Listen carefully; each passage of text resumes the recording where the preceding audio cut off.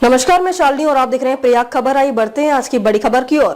क्या अंग प्रत्यारोप से प्राप्त की जा सकती है अमरता? पुतिन और जिनपिंग की मीटिंग के बाद क्यों उठी ये बहस?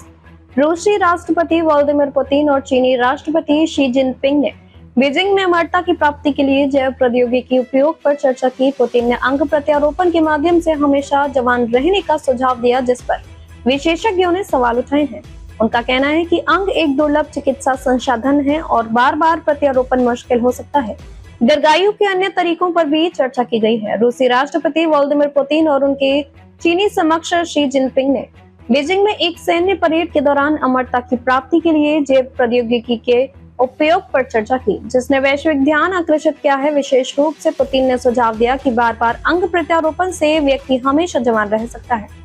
ऑस्ट्रेलिया के मोनाशा यूनिवर्सिटी के बायोएथिक्स के लेक्चरर जूलियन कॉपलिन ने इस संदर्भ में एक रिपोर्ट जारी की है, जिसमें इस दावे की सच्चाई का विश्लेषण किया गया है। पुलिस का यह सुझाव कि हम बार बार अंग प्रत्यारोपण के माध्यम से अमरता प्राप्त कर सकते हैं, निश्चित रूप से विवादास्पद है। एक स्वाभाविक प्रश्न ये उठता है कि अंग आएंगे कहां से? प्रत्यारोपण योग्य अंग एक दुर्लभ चिकित्सा संसाधन है। किसी वृद्ध तानाशाह के जीवन को बनाए रखने के लिए इनका उपयोग करने से अन्य जरूरतमंद लोग जीवन रक्षक प्रत्यारोपण से वंचित हो जाएंगे। यदि हम मान ले कि पुतिन शायद स्टेम कोशिकाओं का उपयोग करके प्रयोगशाला में विकसित अंगों की कल्पना कर रहे थे, तो यह दृष्टिकोण दूसरों को प्रत्यारोपण से वंचित नहीं करेगा।